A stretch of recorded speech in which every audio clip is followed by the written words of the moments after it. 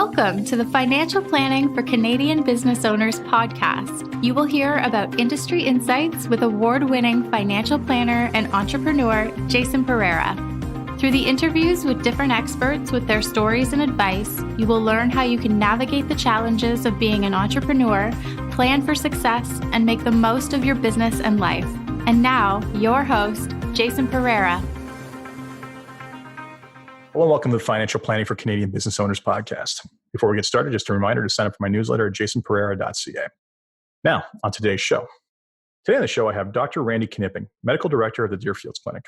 The Deerfields Clinic is an integrative medicine clinic that focuses on human longevity and performance. And I brought him on, even though this is not a conversation about money, to talk about health challenges facing business owners and how integrative medicine can help basically fix those issues and get ahead of challenges in their health. And with that, here's my interview with Randy. Hello, Randy. Hi. Thanks for taking the time today. It's my pleasure.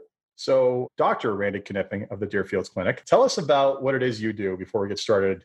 So, to put it in context, I started off my career as a cell biologist before I went to medical school and published a couple of articles in neuroendocrinology, which is brain hormone chemistry. So I really thought when I got to medical school, I'd end up being like a doctor researcher.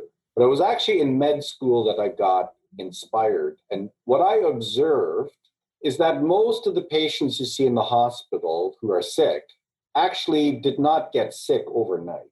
I was one of those docs, somebody would throw a chart my way and say, Knipping, go see the chest pain in room 403. And I'd say, does the chest pain have a name? Because I kind of wanted to be, I was interested in the story and the narrative. So I usually tried to figure out, the context. And it turns out that most people who have chronic disease or worse, you can identify factors 5, 10, 15, 20, 30 years before they get sick. And I felt that conventional medicine, which is really important, we need diagnostic and therapeutic solutions for when people get sick, but we spend essentially no time identifying the health trends that lead to sickness. And that really was the first thing. And then the second thing was I was a cell biologist. So if you look at how medicine is organized, we have generalists, the family doctors and that, and you have specialists, but the specialists are all organized as organ systems. But it turns out that organ system dysfunction occurs at the level of the cell. And it was surprising that there isn't a specialist in clinical medicine who is a cell biologist. Think about like a clinical biologist. And so I was really interested in the cell biology of sickness, of aging, and so on. So after medical school, I made sure that I did postgraduate training in conventional medicine. But I spent the last 35 years training in nutrition, fitness, stress, sleep, toxins, gut health, epigenetic, metabolic, hormonal balancing, and optimization. And so that really is sort of my DNA. That's what I was interested in. So Deerfields came around as a result of really a number of different attempts to try to bring preventive medicine. So what happened was, my medical practice has always been sort of a combination of conventional medicine, so family medicine, emergency medicine, trauma, etc., some aviation medicine, and then preventive medicine and executive health. So I was the founding medical director for the Cleveland Clinic in Canada. And when I started with them 15 years ago, I really wanted to bring functional or integrative preventive medicine into the mainstream. But unfortunately, at that time, there was still a lot of resistance to bring functional medicine. Even though it's evidence-based, most of the literature is in the cell biology literature. Clinicians typically are involved in disease care. So they don't know the literature. They prescribe drugs for diseases. They don't understand, how to take a history, a lifestyle history. They don't understand metabolism and that. So I was unsuccessful. So one of my clients, Jim Wilson, who owns Wilson Truck Lines and a number of other companies, we decided to start Deerfields. And so Deerfields is essentially an executive health clinic with a focus on preventive medicine and integrative health. And that's what Excellent. Well, it's interesting because I feel like we can all find periods throughout history where some line of business or some field gets caught up in an old paradigm, and it takes a while to change, right? I mean, even something as simple in our day now as germ theory took a long time to be adopted, right? Like just washing your hands and sanitizing before medical procedures was laughed at for a while until it was absolutely proven and became a second or a preconceived belief.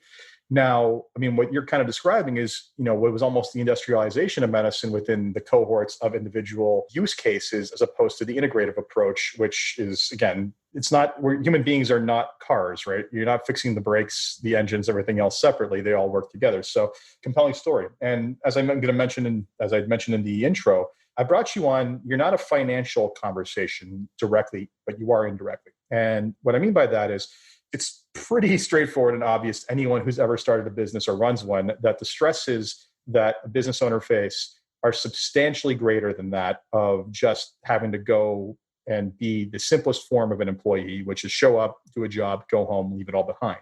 We never leave it all behind. So I wanted to talk to you specifically about the health challenges facing people in those situations and how, some other questions around basically how to treat that. So in general, the first question is, what do you see from your business owner clients that is different than everybody else? Yeah, so that's really interesting. And I think your intro is really apropos because when you have the responsibility and the sweat equity to grow and develop and expand and stabilize a business, your attention is laser focused on that. Most entrepreneurs have an incredible capacity to concentrate and actually to concentrate at the expense of everything else. So typical clients that I'm seeing is, they're coming into my clinic, they're 40, 50, 60 years old.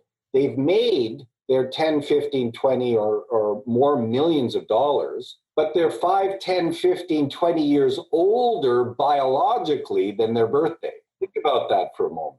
That's a high price to pay for wealth. Congratulations, you have it, but not much time to enjoy it. But you see, they don't know it. So if you understand something about an aircraft can continue to fly quite successfully until it slows down to the point where the aircraft stalls. And so there's this sudden and catastrophic loss of lift that occurs. And so it's the same thing with human health. As long as you wake up in the morning and nothing is physically wrong, you will continue as if it's the same as yesterday. But if the underlying biological process has resulted in an organ system to reach a point of threshold failure, then suddenly you're going to experience symptoms of that organ failure, whether it's a heart attack or whether it's a diabetic symptom or something like that. So I have a lot of clients who come in who have experienced pretty significant financial business success, but they recognize at some point in time that they've paid a price. And when they see their family doctor, the family doctor might do an examination and say, well, you're fine, you're normal. But that doesn't mean that they're optimal. So they often find themselves continuing to ask the question, look, I don't feel like I am as healthy as I was, and I may not be sick yet, but what can I do? And that's when I get involved and when they ask me for my advice. So let's talk about what you mentioned earlier about they come into you and biologically they're older than they are according to the calendar. What does that mean and how do you determine that? Yeah, so I mean, it's the same thing as, looking at people's physical activities, right? If you take the average 30-year-old and you compare their strength and their cardiovascular fitness, you're not going to find a homogeneous group of 30-year-olds. You're going to find some who might be amateur or professional athletes. And their functional capacity is at the top end, maybe the top 5% for their age. And you'll find others who have spent the last 15 years practicing becoming a couch potato. And they can barely go up a flight of stairs without getting short of breath. But they're technically not sick. So if you look at the bell curve, the continuum of what conventional medicine calls normal, those two 30-year-olds are considered normal. But clearly, it defies logic to think that they're not in some material way different. And what's important is that just because you're normal doesn't mean that it poses no risk to you. I can tell you that the future health of the couch potato is clearly going to be much worse. than the professional or amateur athlete. So if you think about things like nutrition and fitness and stress and sleep and toxins and so on, you can imagine that what conventional medicine can think of as being normal is just, well, you're not sick yet. I think that most people, if you want to purchase a service, you want the best service that you can purchase. If you want the best performance from your body and brain, then you need to know what the best practices are. If you're going to invest your money in a business, you're going to want to know how successful this business is and where does it match up to the competitors. And you're going to want to pick the top 10 competitors in the industry and say, are we engaged in best practices? But that doesn't happen in clinical medicine. Clinical medicine is, are you bankrupt yet? And if you're not bankrupt, then you're fine. See you next year. It's completely crazy if you think about it in financial terms. So for me, my clients get very interested in, I want to be in the top 5 or 10% of my age group so that physically and mentally, not only can I withstand stress and perform better, but I want to enjoy the fruits of my labor. I don't want to retire with $20 million and spend the rest of my retirement seeing conventional doctors and having surgeries and medications. Yeah, it's almost like the difference between we're just going to put out the fires versus, prevent them from happening in the first place, right? By the time the fire is happening, there's a toll that's been taken.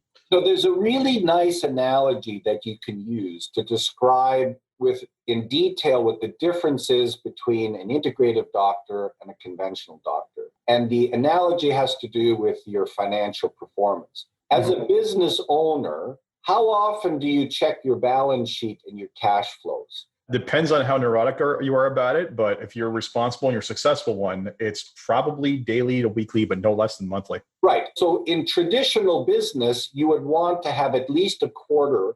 Want to see what your quarterly performance is. Absolutely. Yeah. And your year to date and your historical information to get a sense. So imagine that you had a financial advisor and the financial advisor says to you, don't worry about your daily, weekly, monthly, quarterly performance. What I'm going to do is I'm going to do an assessment at the year end and see whether or not you're making money or not. And if you develop symptoms of bankruptcy, we'll deal with it then. Randy, unfortunately, you just described the conventional advisor relationship, unfortunately. I'm blessed because you're my financial advisor. I think it's important because people understand how important it is to keep your fingers on the numbers. You've got to know what's going on. Because if you're beginning to decline, if you're taking withdrawals from your equity and you're not making deposits in your equity, then what's happening eventually, you're going to run out of equity. Well, why can't we measure health like that? Why do we have to wait until there's a symptom or a bankruptcy state or a deficiency? It's like if you take your car for a drive, let's say you wanted to drive to London, Ontario, or let's say even further, let's say you wanted to go to Montreal or Winnipeg, how do you know when to fill up the gas tank? There's an indicator. So if you're not measuring your health, then how do you know until you run out of health? Yeah, and exactly. This is what I do is we use biomarkers to measure your physical and mental functional capacity, and then we track it on a quarterly basis and see whether or not you're reaching your goals or not. And for some people, it's a big shock. They come in and they have no idea that they have so little balance left in their health account. And that's often the motivational factor for them to make changes in their daily, weekly lifestyle, improve their metabolism, their hormone balance, and so on. And it's very gratifying because people actually feel better and look better, and they are better in the short and the long term. And, and that, for me, as a former emerged trauma doc, I'm actually feeling I'm having a bigger impact on someone's life than jump-starting their body or whatever else I had to do as an emerged doc. An ounce of prevention is worth a pound of cure, right? So let's talk about the negative implications of the status quo. So, you see a lot of people who are business owners, executives, high performers in what it is they do. What is the negative impact on their business performance, on their personal relationships? I mean, we talked about health. Like, how does that all boil down to how is it negative, a net negative in their lives? Well, it's a good question. And I would say that there is empiric data on this. When we've studied executive performers, for example, with respect to stress, the ones who seem to have the greatest resilience during times of unexpected economic downturn are the ones who have actually invested in their mental health by making sure that they have a robust lifestyle. So we know that people who exercise regularly, who eat healthy, who get a good night's sleep, and who have skills that help them master stress.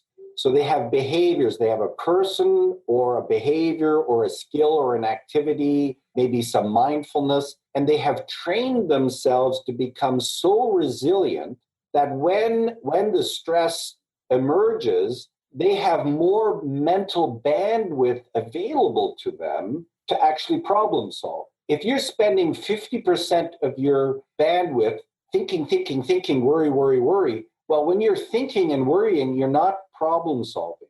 So resilience is the ability to have and to maintain a calm, clear, and stable state of mind in spite of what's going on outside of your mind. That's true of CEOs. It's true of military commanders.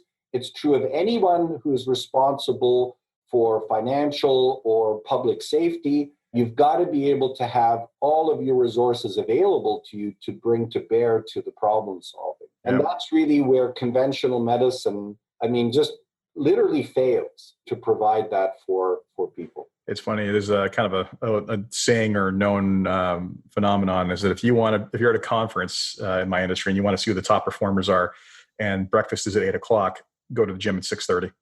Because that's funny you'd say that. I was at an integrative health conference in Las Vegas about 3 years ago, and I get up very, very early. I have a very disciplined early morning ritual. I call it TBM, training the body and mind. So I get up around 4:37 and I do my hour and a half of training the body and mind. So the gym was open at 6 a.m. And in Las Vegas, in a hotel, there's nobody in the gym at 6 a.m. So I get there about 5 to 6, and there's a lineup of about 30 doctors. I've never seen it before. And the trainer comes in, and he's looking around like, what is going on? They open the door. Within 5 minutes, the gym is filled, and the trainer asks, what's going on? He says, these are all integrative docs. These are all guys who walk the talk. Well, yeah, they all care about performance, right? That's it. I have never, ever seen a gym full in Vegas at 6 a.m. So remind me never to book a conference in Vegas when there's an integrative health conference going. I'll never get in the gym. Okay. So let's talk about now course correction. So beyond the conventional medical system of basically putting out fires, how do you, with integrative medicine, help course correct the negative impact of their health? So the first thing for sure is engagement. It's very important for my clients to know that I have listened mindfully to exactly what their symptoms and signs are. And it's very important that I speak to them and I communicate to them mindfully to help them to understand precisely what they can do to achieve their goals. So unlike most doctors who ask you, what are your problems? I do ask those questions, but ultimately I come to what's called your goal list. So whether it's optimizing your body composition and your physical functional capacity, or whether it's optimizing your libido, your sexual functioning, or optimizing your metabolism, or reversing cardiovascular risk, whatever those goals are, I try to make sure that the goals that we work on are the ones that you have picked and that are important to you. And then I articulate a set of daily and weekly lifestyle rituals, epigenetic, metabolic, and hormonal optimization to achieve those goals. So the initiation of this really begins with an engaging conversation and process of assessment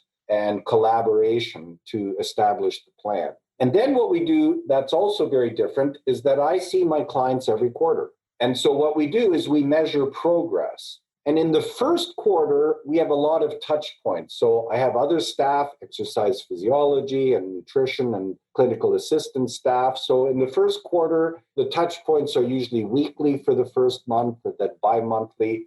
So that by the time the first quarter rolls around, I see three kinds of outcomes. Number one, I see individuals who are early adopters. These are the ones who do exactly what we agreed to, and they are experiencing results. Then I get the early relapsers. They're the ones who start, and then somewhere along, they got too busy to keep doing this. So I see those. And then I have the ones who I call failed implementers. They're the ones who come in, they spend the money and the time, we get the program going, and they don't even start. But I want to see all three of them because all three of them have specific needs. And what's important is that my job is to inspire all three of those to start again, start again, start again. If you wait for a year, you've lost the opportunity. But a lot of times, a little coaching, a little encouragement, and guess what? The ones that didn't knock it out of the park start to get results, and then that becomes the wind in their sails. Yeah. As a former failed implementer, there's something about the accountability of having to come to you every 3 months and make excuses that on some level they're true, on some level they're BS, and you just know it, right? And that constant coaching is definitely the pressing mission. I would say is that I don't use the word accountability, and the reason for it, I mean, you know, I spent a lot of time training in behavioral medicine and psychology at CAMH, and one of the things that people assume is effective when it comes to lifestyle behavior is guilt, shame, and fear. Well, it turns out that the empiric research suggests that not only does guilt, fear, and shame not work, it's actually counterproductive. If you make a patient feel guilty or ashamed or afraid, they won't come back to you. Yep. Well, I prefer to use the term inspiration. I would say to someone, imagine if you had 20 pounds less belly fat. Imagine if you woke up in the morning fully rested, that your joints weren't painful. Imagine that you had no brain fog, that you were able to very effectively cope with the stressors of the emails and the demands and so on. And imagine if you felt younger and your sexual functioning was better and you felt your relationships were improved. How would you feel about that? Well, that's completely different than if you don't follow my advice, you're going to die a miserable death with a limp, you know what. Fair enough. Important is vision, it's passion, it's being realistic, and it's the engagement and the fact that I'm here to serve you. I'm not here to judge you. If you want somebody to judge you, just talk to your mother-in-law. Okay. So let's now talk about the end results. So I want to talk about the feedback you've gotten. I mean, we've personally shared stories about the impact you've had in people's lives, but I think it's important to talk about these. So in general, the feedback, once people finally decide to, as I say, when you ask me what inspired the change and for you to actually start doing this is big. I just realizing I had to just shut up and listen to you. And when I did, I was better off for it. Tell me about the feedback you get from people once they finally adopted the approach. So, I mean, obviously in any medical practice, you've got a continuum of success. And you're asking me about, you know, the top 30% of my clients who are successful. And there's no doubt that it's life-changing. But it depends a little bit on what their starting position was. So for clients who really did have a lot of needs, who actually followed through, the results are pretty astounding. So, you know, I have clients who have lost 100 pounds of fat. I have clients who have stopped all of their diabetic prescription medications. I've had clients who have had angina and problems with coronary artery disease who either couldn't or wouldn't have bypass surgery or angioplasty with stenting, where we were able to reverse their coronary artery disease using evidence-based medicine. So a lot of lifestyle changes, epigenetic, metabolic, hormonal, chelation therapy, all of these things are things that a conventional doctor might get hairy eyeballs. But actually, if you look at the actual published data, there's good evidence that supports an integrative approach. So I would say that in terms of physical and mental well-being, it's definitely very, very satisfying for me as a doctor, former emerged trauma doctor, to see the kind of results and clearly fits in what I want. But not everybody is a responder. So, you know, so the challenge always is, how do I pick up where my patients left off when they have relapsed? And those are the patients actually I have the most interest in, because as a psychologist, I'm very interested in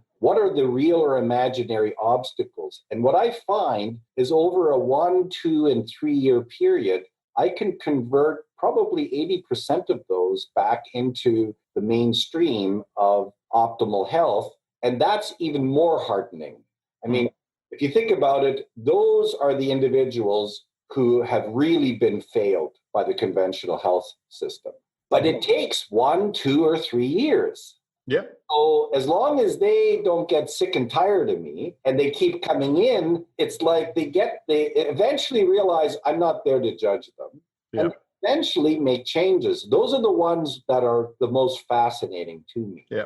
I mean, I think the fact that there's a price tag attached to this too is valuable because, I found myself asking myself at one point, like, if I'm not going to listen, why am I paying for this? And I'm not going to stop paying for it because it's only going to better me. So my only other optional choice is to actually start implementing and stop making excuses. Right. And I think that's, the internal chat that many of us have to have once we're, when we're making excuses for ourselves in progression, but eventually it works. So let's talk about, you've given me several kind of productivity hacks over the years, but I want to focus on, I want to get to those, but I want to focus on first, just some best practices that people can implement that are going to have an impact in their lives beyond the conventional exercise and eat right. Like those are the things we hear from everywhere. What can we do? What can the average person, the average business owner starting out do to build that resiliency in their lives? So the first thing I'm going to say, this is a medical disclaimer. Do not take anything that I'm recommending right now as medical advice. You do need to make sure that before you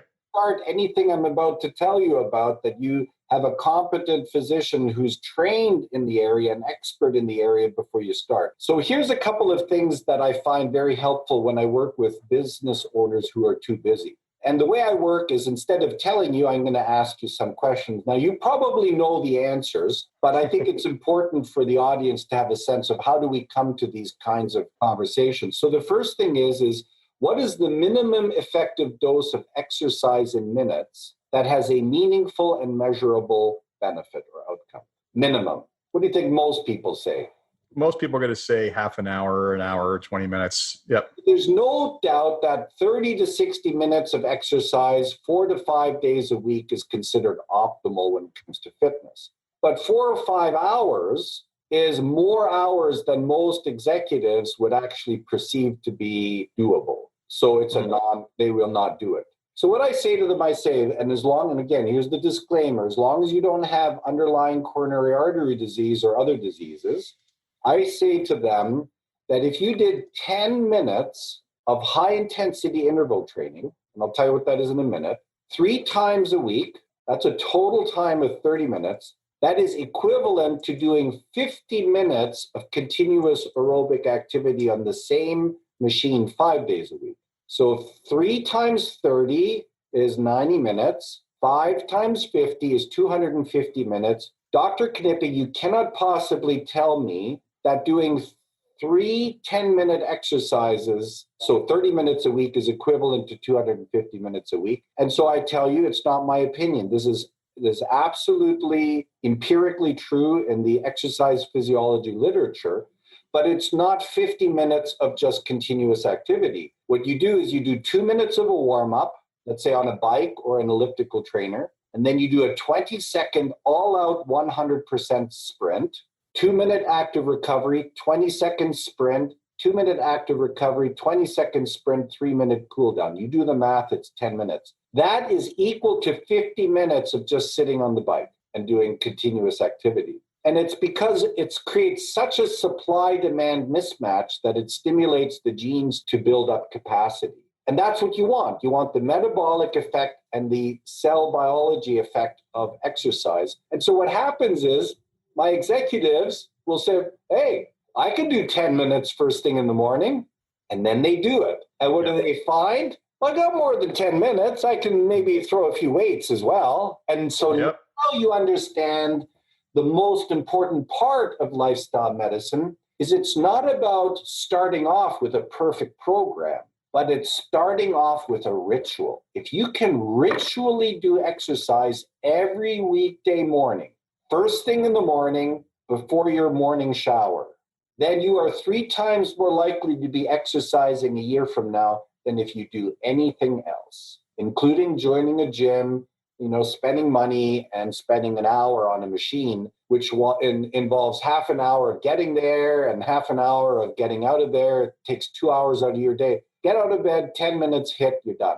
And I'm going to tell you, that has been probably one of the most outstanding bits of advice I've given over my career, because it initiates people who are not exercise people, gets them started. Yep. And I'll tell you, it sounds like not much time and you're not really pushing yourself for that long, but my goodness, do you feel it? Another example would be its stand desk. Most people spend most of their time as an executive sitting on their butt. And the problem is that's the worst thing for your knee and your hip health. Sitting is the greatest risk factor for developing arthritis of the knee and the hip. But more importantly is that your metabolism is lower when you're sitting. So you're much more likely to accumulate belly fat. So another thing that I suggest my clients to do is to get a sit-stand desk. But the reason why they should use a stand desk is not their health, it's their performance. So it turns out when you're standing, you are about 20 to 30 times more productive and resilient and creative than when you're sitting. Do you know why? I don't know the answer to that. No, why? Because your nervous system is more alert when you're standing, because evolutionarily, when you're standing in the field, it means that you're subject to predation and competition. It's a evolutionary survival mechanism to be more alert, and sitting is halfway to sleeping. So imagine if you stand up and you have 20% more productivity. That means you get 20% more emails done for the same unit time. Now, what's the value proposition? Everyone who does it, they never sit down again. They like the productivity too much. And the side effect is they burn a few more calories and their knees and their hips don't hurt as much. Bonus. Yep. It's interesting because this is one of your tips that I adopted. And at first I was like, standing desks, really? And then it was like, okay, it's not that big a priority. Then you mentioned the productivity boost. And I was like, okay, now you're talking my language. And I kid you not, I remember the first week I had it, I was also in ketosis, which we can talk about later. And it was like someone just lit a match under me. And I was I cannot believe how much more productive I am in this. It's so I can testify with certainty that is not just a claim. My own user review is, oh man, yeah, that helps. In fact, I will say, as we're talking, I opened up the Very Desk website because now that I'm working from home more, I don't have a standing desk at home and it's been bothering me. So I just need to bite the bullet and get it done.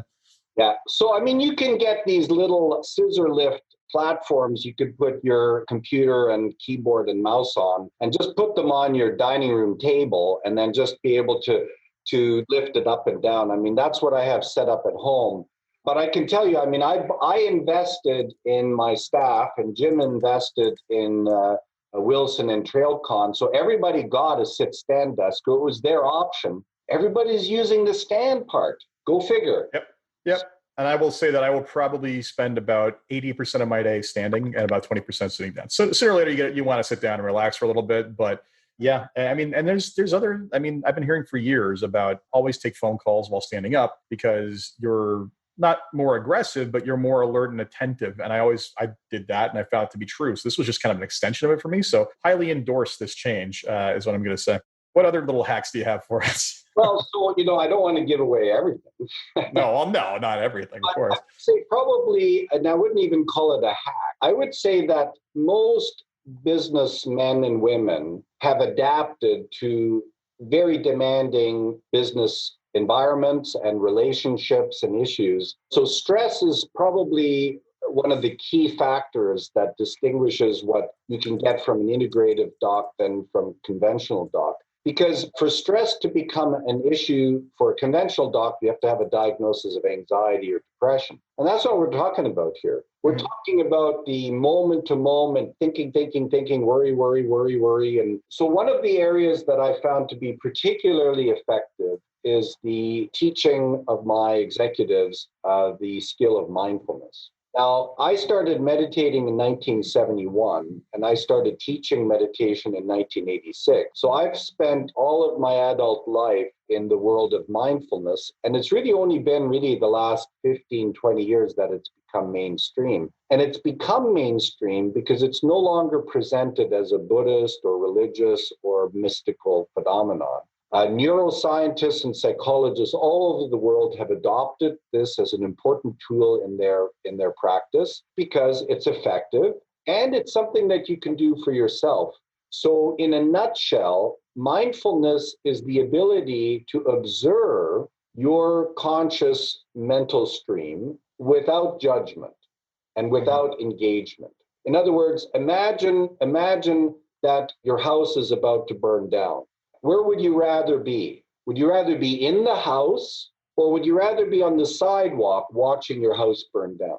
Where would you rather be? Oh, definitely on the sidewalk. Now, in both cases, it's a horrible thing to see your house go down. But in the second case, you're not burning. So mindfulness is the ability to observe thoughts and feelings that are unpleasant without experiencing the magnitude of unpleasantness, which leaves enough mental bandwidth for you to actually make important decisions and judgment. And it's easy for me to say this. It's when a client agrees to a 1-hour introduction of mindfulness and actually can experience it that I find that's when they really can hit a home run. Because then they do their 10 minutes of high intensity interval training in the morning. They do a 10-minute meditation. That's another thing, most meditation instructors have no clue what executives have in terms of demands. So if I tell you to meditate for an hour every day, it's a non-starter. But the empiric evidence suggests that 10 minutes of meditation every day for 8 weeks begins to produce changes in the brain that can be detected by functional MRI scanning. So there's actually chemical and structural changes in your brain that occur with a 10-minute morning meditation. And so there it is, TBM, training the body and mind. 10 minutes of high-intensity interval training, 10 minutes of meditation. You take your 10, 15-minute shower, you take your morning hot beverage, and off to work you go. Guess what? That makes a huge difference in the course of the first quarter and every quarter thereafter. Yeah, that was one area I did not resist. I'd actually meditated for a while before we met. It actually came out of me listening to a lot of Tim Ferriss's podcasts where he interviewed a lot of top performers. Right. And he'd ask about rituals, routines, and it was one person after the other. Meditation. And finally said, okay, you know what? I got to try this. Downloaded an app, never looked back. And I find I go through periods where I get away from it and come back. And I can tell you this much, 2 weeks after, if I don't meditate for 2 weeks, I feel an actual impact on my ability to cope with stress. It is quite remarkable. I just want to make one more comment. And it's, I think it's really important to understand that meditation is something that really most effectively has to be taught by an experienced instructor. There's a lot of individuals who believe that you can transfer this particular skill using an app or using a passive form of video education or YouTube videos and so on. And there's no doubt that any form of learning when it comes to mindfulness is good. But the empiric literature is very clear that being trained with a qualified, experienced teacher is superior. I'll give you an example. If you wanted to go fly in a private aircraft with a pilot, who would you rather fly with? Someone who attended ground school and had a flight instructor teach them how to fly, or somebody who learned how to fly from the internet? Yeah, 100% is an obvious question. It's funny because it's a corollary with my industry is, do you want to listen to the DIY stuff out there, or do you want to go to someone who's actually got the credentials and the history and the experience? Agreed. There is no substitution for professionals. It's definitely kind of off topic, but we've seen an erosion of the value of the professional in the last 25 years. Yes, we have. Because of social media and because of internet, everybody can do everything. You can buy your own house, you can navigate your own mortgage, you can do your own divorce, you can do your own renovations. And, and people think that simply knowing something makes them professionally competent. What they don't know is all the problems and pitfalls that you have to anticipate. And it's only a professional with experience like you that really knows how to navigate the financial waters. And to be very careful not to sort of establish too much deluded pride that just because you intellectually understand something, you therefore are an expert. Yeah, there's a difference between reading a couple articles and living a life within it. And unfortunately, you're right. Society all too often tries to discredit it. And also, I think there's a misconception of what professionals are, and that, they're supposed to have the right answer at all times. And the answer is no, we're not. We're not going to have the right answer at all times. We're going to have more informed answers than the average, and probably have better outcomes because of that information. But that's a side note, Dr. Knipping. This has been fantastic. I sincerely enjoyed it, and I hope everybody takes away the key hacks. Where can people find you if they want to reach out? So Deerfields Clinic, we're online. So Deerfields.ca, that's Deerfields with an S.ca. And we offer an initial complimentary virtual needs assessment with me. So what I do is I spend about 20 minutes with prospective clients, usually telephone or Zoom. And I basically spend a lot of time listening mindfully to what it is exactly that's going on in your body, your mind, and what your goals are. And then I make recommendations that you can choose to adopt or think about. And I find that the personal needs assessment is probably the most powerful tool to help people understand what it is that we do here at the clinic. But the website is pretty extensive. We have a very, very active social media. So we prepare and print out information on a daily basis on weekdays. Sometimes we even post on the weekends. And of course, I've got a whole team of healthcare professionals. We're growing. We'll have 4 doctors by the end of the year and developing some very interesting additional programming. And it would be wonderful to hear from some of your clients. Well, this is out there for anyone who wants to listen, not just my clients, but I will endorse your services. I've been a client for many years, and it has definitely had a significantly better impact in my life. And I get to, when I get the reports and come home, my wife makes sure she reads them every time. And seeing the positive progress is definitely valuable. Well, I want to also mention that when I first met you a few years ago, one of the things about being a doctor is that doctors have a tendency to think because they're good in clinical medicine that they're good in everything else by some sort of general osmosis. And clearly my financial acumen was not great. So I got to tell you that within a very short period of time, you discovered a tax issue that ended up putting an additional $750,000 into my pocket. And I had been with accounting firms and other tax lawyers and so on, and no one had picked up on something that had such a profound impact on my financial status. So I was very impressed with the fact that you're not just a tax person, and you're not just a financial planner, and you're not just a security planner, and you're not just about life insurance and so on, but you do that full circle. And I got to tell you, it has made a big difference in my life. So I'm equally admiring your professionalism, and I'm grateful for it. We do have Mutual Admiration Society going, that's for sure. And I will say this much, the corollary there is both of our practices are about the client's success, and we can only measure ourselves through their benefits. So we'll also say anyone who's wondering what that is, that opportunity is now closed thanks to a couple budgets ago. So unfortunately, that's the end of that. But nevertheless, we did get you in time. So that was fantastic. But Randy, thank you yet again. Very much appreciated. Thank you for the ringing endorsement. And again, I do encourage everybody to take a look at Deerfields and the services offered. My pleasure. Thanks very much. Everyone, clean your hands, wear a mask. The future is going to be not face-to-face meetings, but mask-to-mask meetings. And don't let the invisible zombie apocalypse get you down. We'll come through this. Take care. Cheers. So that was my interview with Dr. Randy Knipping at the Deerfields Clinic. I hope you enjoyed that. I can see we do have a Mutual Admiration Society thing going between the both of us, because we've quite frankly had very positive impacts in each other's lives. So as always, if you enjoy this podcast, please leave a review on iTunes, Stitcher, or whatever you get your podcasts. And until next time, take care. This podcast was brought to you by Woodgate Financial, an award-winning financial planning firm catering to high net worth individuals, business owners, and their families. To learn more, go to woodgate.com. You can subscribe to this podcast on Apple Podcast, Stitcher, Google Play, Spotify, and SoundCloud. For more episodes, go to jasonpereira.ca. You can even ask Siri, Alexa, or Google Home to subscribe for you.